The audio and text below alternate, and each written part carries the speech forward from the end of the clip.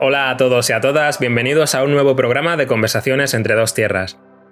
Hoy tenemos la suerte de contar con uno de los expertos que más saben sobre duelo migratorio. Se trata del doctor Joseba Achotegui. Él es psiquiatra y especialista en salud mental y migración, y tiene una amplia colección de publicaciones que podéis ver en su web josebachotegui.com. Joseba, la migración es un concepto muy amplio. Cuando hablamos de migración, podemos referirnos a migraciones internacionales, intercontinentales, nacionales e incluso migraciones locales. Nosotros en el documental nos centramos en una migración específica, a la que hemos llamado migración millennial, porque se da entre los nacidos entre los 80 y los 90. ¿Qué tiene de particular este tipo de migración? Bueno, yo creo que cada migración tiene sus características específicas. Yo trabajo hace ya más de 30 años en este área y he visto diferentes migraciones y aparte pues lo que se puede estudiar en los documentos, etcétera. Entonces, cada migración es distinta, tiene sus peculiaridades, todas comparten evidentemente un aspecto común, que es todo este tema que comentabas del duelo migratorio. Y en concreto, esta migración de los millennials que tú comentas y de la que me parece que tú eres un buen representante además, ¿no? Pues yo, por lo que os he conocido y por lo que veo, ¿no? He leído, etcétera, y personalmente también os he conocido, me parece que algunas de las características que tenéis creo que están relacionadas con el tema del proyecto migratorio. Creo que para mí sería el punto como más diferenciativo de otras migraciones. Yo dirijo un servicio de atención a inmigrantes en el puerto de Barcelona desde hace casi 30 años. He visto llegar todo tipo de migraciones y sigo viendo inmigrantes. Pero para mí vosotros sois diferentes, por ejemplo, de un inmigrante latino que llega a España o de un inmigrante incluso magrebí o pakistaní, un poco la clásica migración. Yo la veo diferente de la vuestra porque vuestra migración, y esto el documental lo recoge muy bien, ¿no? Es una migración en bastantes casos, cuidado, yo tampoco quiero decir que siempre sea así, ¿eh? Hay algún tipo de persona que sí que va con un proyecto muy claro y muy decidido, pero veo mucha gente, muchas más desde luego que en otras migraciones que he conocido, que va con un proyecto migratorio más inespecífico, menos estructurado, y yo creo que eso es un punto significativo, porque en mi opinión el proyecto migratorio es una de las claves para poder comprender cómo se va a encontrar el inmigrante en el país al que va, sobre todo cuando pasa cierto tiempo. El primer mes, o digamos, el primer año, los primeros 2 años, bueno, pues son un poco de acomodo, no cuentan tanto. Yo creo que la migración empieza a contar cuando pasan ya 3, 4, 5 años. Sí, como bien dices, Joseba, te puedo hablar de mi experiencia, que yo sí que eché en falta quizá un proyecto migratorio, ¿no? Yo me vine a Reino Unido y me vine sin un plan. Yo me planté aquí y dije, bueno, voy a ver qué es lo que sucede. Y la sensación que yo tengo es que ha ido pasando el tiempo y como no tenía un plan fijo, pues como que no me he llegado a sentar del todo y me siento un poco, pues eso, ¿no? Como entre dos mundos diferentes y no sé realmente dónde quiero echar raíces. Supongo que cuando hablamos de proyecto migratorio hablamos de eso, ¿no? De que sería muchísimo más fácil que una persona viniera con unos objetivos claros y, bueno, ir marcando todo lo que se va consiguiendo y una vez que ya te das por satisfecho, pues igual pensar en volver o en quedarse, ¿no? ¿Hablamos de eso, Joseba? Sí, yo creo que, como tú dices, yo soy un gran defensor de la libertad de la persona, ¿no? Y creo que es un derecho humano. El artículo 13 de la Declaración de los Derechos Humanos dice que el derecho a emigrar es un derecho de todas las personas, ¿no? Entonces yo creo que soy un gran defensor de este derecho y del derecho del inmigrante también a regresar, no solamente a marchar, a volver. Hay una libertad, ¿no? Entonces yo hablo sobre todo comparando lo que veo en vosotros con lo que veo en otros inmigrantes que yo atiendo en la consulta. Entonces lo puedo comparar muy bien, ¿no? Entonces yo estoy pensando ahora en nombres concretos, de mucha gente pues de Latinoamérica, como digo, del Magreb, de Pakistán, de África, que vienen a Barcelona y vienen con un proyecto más de quedarse, con una decisión de estar en España. Cuidado, que eso no quiere decir que se quieran integrar completamente en la cultura española, porque en España mantener su cultura, ¿no? En un modelo más multicultural, que de eso también en Inglaterra sabéis bastante, ¿no? De este planteamiento multicultural que es muy diferente del modelo francés asimilacionista, ¿no? Entonces, lo que yo no veo tanta gente que llegue, como digo, de esas otras partes del mundo, que venga un poco, pues, que no lo quiero frivolizar, decir, a ver qué pasa, o voy a probar, yo creo que la gente que viene de otros sitios viene con un proyecto más estructurado. También es verdad que viene de una situación, y aquí está un punto importante, peor de la que vosotros partís para emigrar. A pesar de todas las limitaciones que tenga España, pues España no es ciertas zonas de África, ni es ciertas zonas del mundo, ¿no? Y aquí empiezan ya las diferencias. España siempre ha sido un país de migración, ¿no? De migrantes, gente que ha salido por diferentes motivos desde siempre. ¿Qué diferencias o qué similitudes podemos encontrar entre la gente que emigraba hace años con la que emigra ahora? Exacto, sí, a ver, yo mismo he tenido mucha familia que ha emigrado a América y ese ha sido uno de los motivos por los que me he interesado por la migración, ¿no? Pero mis parientes, mis tíos que emigraban a América, emigraban con un proyecto, por ejemplo, bastante decidido, es decir, la mayoría iban ya para quedarse, y yo creo que la realidad social influye mucho, ¿no? Yo creo que la España de los años, no digamos ya hace 100 años, pero la España de los años 50, 60 es muy diferente de la España actual. La España actual tiene muchas limitaciones, pero es un país bastante desarrollado, y entonces no es lo mismo emigrar de un país subdesarrollado, como era la España de los 50, que emigrar de un país desarrollado como es la España actual. Joseba, emigrar supone dejar tu zona de confort y adentrarte hacia lo desconocido, porque realmente nadie sabe lo que te vas a encontrar cuando llega a un país que no conoce. ¿Crees que todo el mundo está preparado para emigrar y cuál es normalmente el perfil del emigrante? Bueno, esto es muy interesante. Yo, por lo que he visto en todos estos años, creo que sí que es cierto que hay un perfil de persona que va a emigrar, o sea, que tiene la capacidad de emigrar. Incluso hay investigaciones que se han hecho, por ejemplo, en universidades, pasando test a los alumnos de un curso y viendo 10 años después quién había emigrado y quién no había emigrado, y viendo qué personalidad tenía. O sea, hay estudios empíricos sobre todo esto, ¿eh? Y hay un perfil de personalidad, es un tipo de persona que, como tú decías, pues sabe afrontar más riesgos, busca cosas nuevas, porque hay mucha gente que le cuesta mucho salir de su pequeño espacio, eso que se llama ahora del área de confort, ¿no? Por llamarlo así. Hay gente que incluso por muy mal que estuvieran las cosas no marcharía. Recuerdo una charla que daba en Menorca, y me acordaré siempre de una señora que estaba escuchando en la charla y decía: mire, doctor, yo nunca marcharía de aquí. Si me tengo que morir, me muero aquí, pero yo de aquí no me voy. Nunca me hubiera ido. Es verdad, hay un tipo de gente que no tiene esa disposición a arriesgarlo todo, prefiere pasarlo muy mal, pero en un sitio conocido.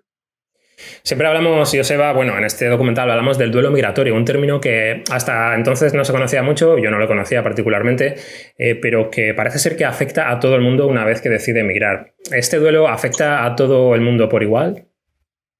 Afecta a todo el mundo, pero no exactamente por igual, ¿eh? Pero todo el mundo se encuentra con unos cambios, que en el documental los recogéis con este modelo que tengo de los 7 duelos, que afectan prácticamente a todas las áreas de la vida. Por eso no todo el mundo está dispuesto a que le cambie todo lo que le rodea. Hay que tener humor para que todo lo que te rodea de repente se modifique y tengas que hacer el esfuerzo de adaptarte, ¿no? Entonces, el duelo migratorio lo vive todo el mundo, desde el que migra en las mejores condiciones hasta el que migra en las peores, pero yo diferencio entre el duelo migratorio en buenas condiciones, en condiciones complicadas y en condiciones extremas. Y se entiende que es un continuum, ¿no?, entre emigrar con derechos, por ejemplo, pudiendo llevar a la familia, trabajar, o emigrar en el polo opuesto, lo que yo he llamado el síndrome de Ulises, pues es esta gente que llega en patera, con unas condiciones tremendas, y que esta gente, yo creo que ahora me sirve un poco el ejemplo, ¿no? Realmente cuando uno se coge una patera desde Senegal, no va a probar, realmente va bastante decidido a instalarse allá, ¿no? Porque ese viaje es un viaje terrible y de suyo un porcentaje enorme de gente ni siquiera llega. Hay que decir que Joseba es un experto en la materia, como podéis notar, y además, se ha pasado prácticamente toda su vida estudiando el duelo y las migraciones, y él es el que dividió el duelo en 7 áreas de las que hablamos en el documental. Estas áreas pues están relacionadas con la familia, con las costumbres, con el país. Además, Joseba, el duelo migratorio tiene como 3 características especiales, ¿no? ¿Quieres hablarnos de ellas? Bueno, es un duelo particular. Eso que ha sido poco estudiado, porque si hablamos de duelo, pues hablamos de la muerte de un ser querido, y es verdad, hasta Freud, ¿no?, empezó hablando ya de este concepto. Pero en el duelo migratorio no se muere nadie. El país de origen, España, para los que me estéis escuchando, sigue estando ahí. Entonces, no ha desaparecido, como ocurre cuando muere un ser querido. Entonces, es un duelo que yo digo que es como parcial, no es total, como cuando desaparece completamente aquello con lo que nos relacionamos, como una persona que muere. Es una separación en el tiempo y en el espacio, pero justamente porque es una separación parcial y temporal y espacial, siempre está detrás ese país de origen, y es un duelo que nunca se acaba de resolver. O sea, un inmigrante puede estar 40 años en otro país y parece que está ya perfectamente instalado, y un día de repente decide volver. Y puede hacerlo, porque el país está allá. Entonces, realmente yo digo que es un duelo recurrente, es un duelo que dura toda la vida de la persona, se va elaborando, porque tenemos mucha capacidad para elaborar el duelo migratorio, pero siempre está ahí abierto a irse reelaborando. Y además es un duelo muy arraigado, porque lo que aprendemos en la infancia nos marca, los alimentos que hemos aprendido a comer de niños pues son los que realmente queremos, sobre todo cuando estamos cansados o cuando estamos preocupados, ¿no? Yo cuando en un cuestionario que tengo sobre el tema del duelo por la cultura, ¿no?, pregunto, hábleme usted de la cultura. Mucha gente me habla ya directamente de la comida. Y además está bien, porque cultura viene de cultivo, viene de comer, ¿no? Entonces, lo primero de la cultura es una comida como te gusta a ti, la de tu tierra, ¿no? Entonces, como tú dices, es un cambio es un proceso de duelo que tiene características específicas. Joseba, parece ser que la pandemia ha aumentado las consultas con especialistas en salud mental y se ha notado también un incremento, especialmente en personas que viven lejos de su país de origen. ¿Qué explicación tiene esto? Bueno, la pandemia ha sido y está siendo una situación tremenda, durísima, no digamos ya para la gente que ha tenido la enfermedad, que ha visto morir a seres queridos. Para todo el mundo ha sido algo tremendo. Y para un inmigrante que ya está como frágil, ¿no?, con pocos contactos en el país al que va, etcétera, que se cierren de repente todas las puertas, pues genera muchos problemas para la integración. Yo escribía hace unos días en el blog que tengo en el Diario Público un artículo que decía: la pandemia está incrementando las dificultades de integración de los inmigrantes. ¿Cómo aprendes una lengua? Relacionándote. ¿Pero con quién te relacionas ahora? Si nos están diciendo, guarde usted la distancia social, que es un término que no me gusta nada. En todo caso, es la distancia física. Pero, claro, para un inmigrante que llega a otro lugar, empieza prácticamente de cero y tiene que construir una red social, que todas las persianas y las puertas estén cerradas, pues es fatal para el proyecto migratorio. Y esto, evidentemente, pues genera ansiedad, o sea, el duelo se complica. Es un duelo mucho más complicado que el que se puede dar en unas circunstancias normales. Yo creo, Joseba, que la pandemia lo que nos ha hecho es mostrarnos la distancia real que tenemos entre un país y otro, ¿no? Porque siempre lo hemos sabido, pero antiguamente siempre teníamos la sensación de poder coger un avión o un tren y plantarnos en casa en un par de horas, bueno, dependiendo del país donde vivas. Pero ahora no es tan fácil, porque, bueno, pues ya sabes que hay un periodo de transición donde tienes que hacer una prueba, hay muchos países que no te permiten coger un vuelo, entonces, evidentemente, el estrés y la ansiedad ha aumentado mucho y, bueno, yo diría que toda la gente que conozco que no son de aquí, que su país de origen no es Londres, estamos todos igual.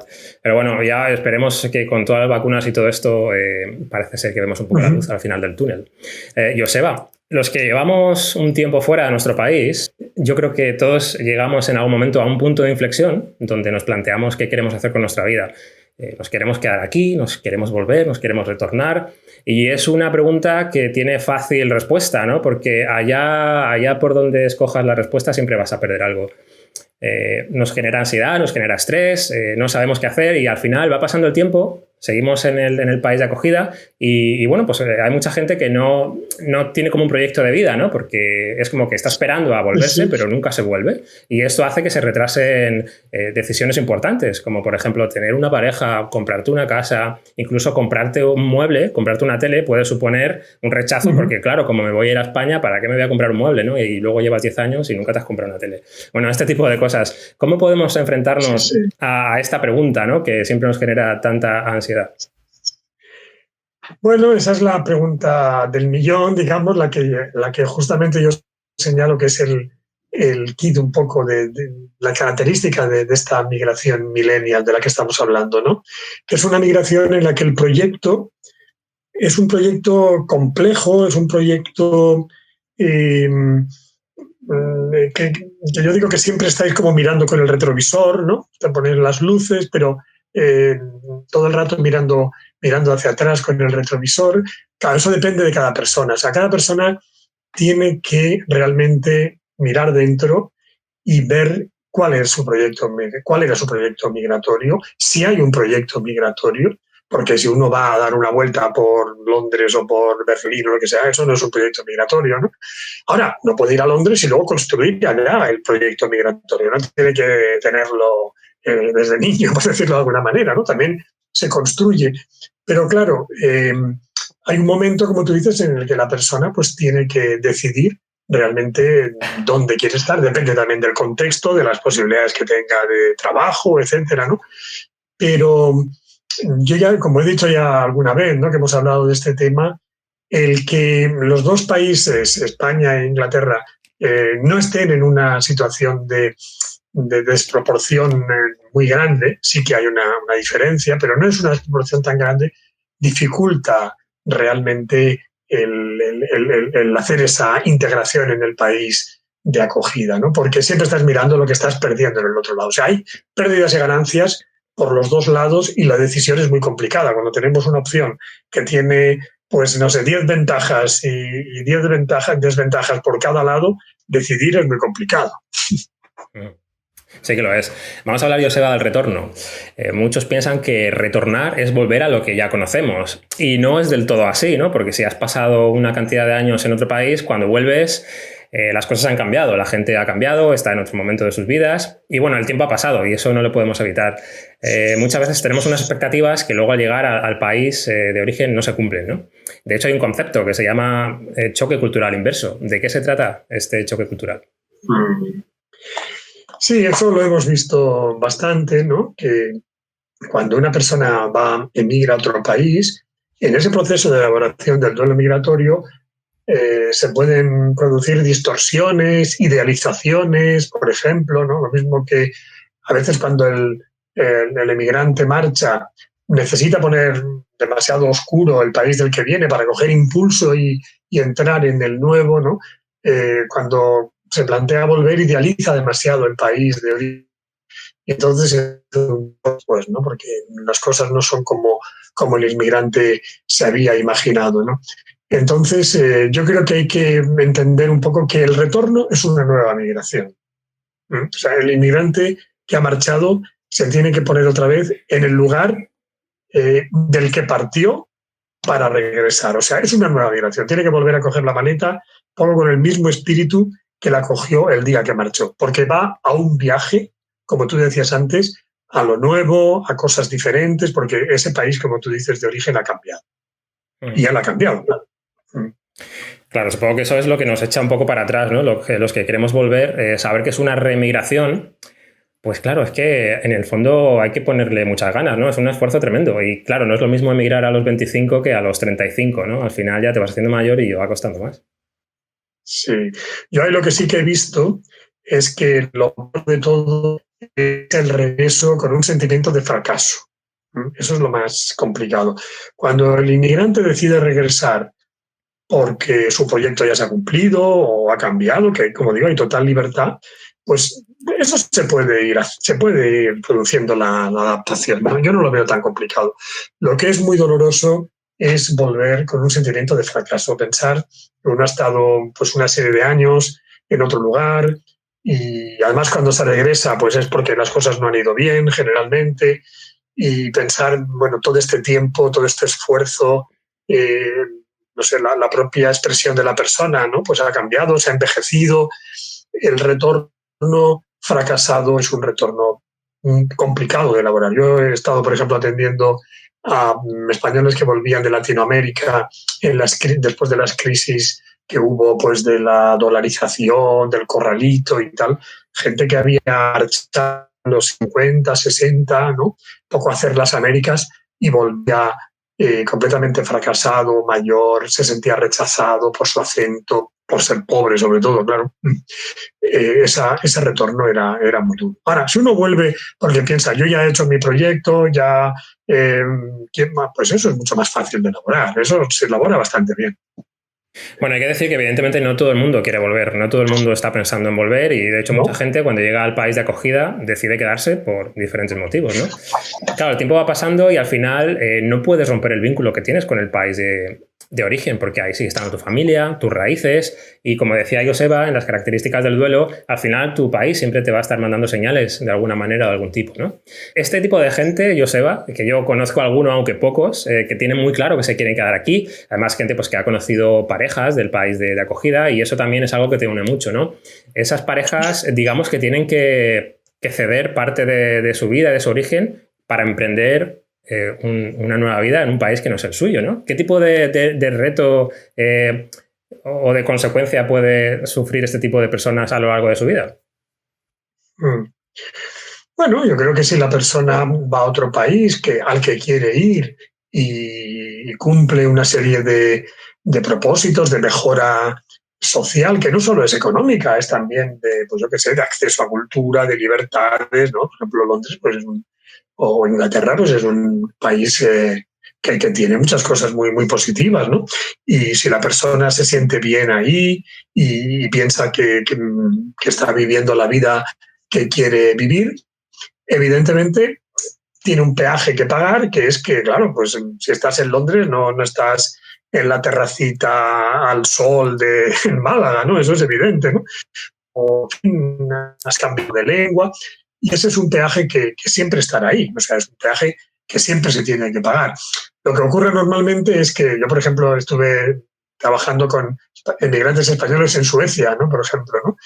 Y prácticamente todos tenían una segunda residencia en España. O sea, al final la gente lo que hace es, aunque realmente viva en el nuevo país, es tan fuerte el vínculo con el país de origen que yo creo que al final siempre se tiene que buscar algo que te mantenga en contacto con el país de origen. Por ejemplo, pues si se puede, claro, pues una segunda residencia. Normalmente el retorno es como el punto final del ciclo migratorio, ¿no? Pero claro, puede llegar el caso de que una persona retorne y que por algún motivo no se encuentre a gusto o no se cumplan las expectativas y decida reemigrar, ¿no? Tenemos aquí el efecto de la reemigración.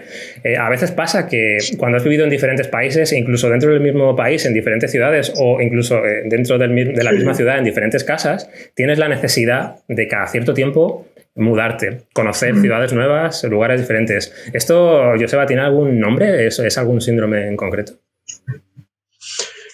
Bueno, ya esto se da en menos gente, ¿eh? O sea, yo creo que si ya al final no emigra tanta gente tampoco, ¿eh? O sea, porque fíjate, las cifras globales de migración del planeta es el 3% de la población. El 3%, claro, es mucha gente porque somos muchos en el planeta, pero no emigra todo el mundo. Hay gente que cree que hay unas masas migratorias. No, no. A ver, un 3%, ¿no? Y los que habéis emigrado de España en estos últimos años, también sois un número concreto, no es una masa enorme de gente, ¿no? Entonces, de toda esa gente, pues hay un porcentaje que se queda, un porcentaje que regresa y un pequeño, muy pequeño grupo que sería este que tú planteas, que luego vuelve porque no se ha encontrado bien.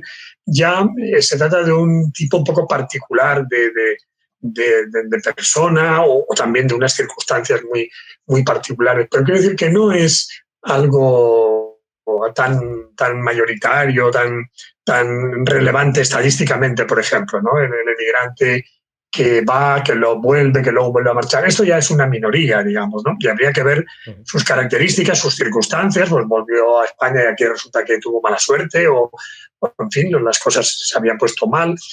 Hay que ver las circunstancias concretas, la personalidad del inmigrante también, porque hay gente que realmente es muy de buscar siempre novedades, eso ya forma parte de su personalidad, ¿no? Y siempre estará buscando, ¿no? Pero eso ya es una minoría muy pequeña. Celia desde Madrid nos pregunta ¿qué riesgos hay para la salud mental cuando la gente que no está preparada se marcha? Bueno, yo creo que todos estamos más o menos preparados, o sea, tampoco hace falta para emigrar, pues no sé, psicoanalizarse, ¿no? O hacer un máster, ¿no? Dicho así un poco en broma, ¿no? Todo ser humano tiene capacidad para emigrar, para ir a otro sitio. Pero ya he dicho antes que hay gente que tiene mucha más capacidad que otra. Incluso hay gente que tiene muy poca. El ejemplo que ponía de aquella señora, ¿no? Entonces, yo creo que cuanto más maduro es el proyecto migratorio, menor riesgo tiene la migración. Eso sí que yo lo diría un poco como, me atrevo a decir un poco como ley, ¿no? Si una persona ha estudiado como es, se conoce y quiere ir a otro lugar y entiende por qué quiere ir, qué proyecto está teniendo, porque hay gente que hace un proyecto que es el cuento de la lechera, ¿no?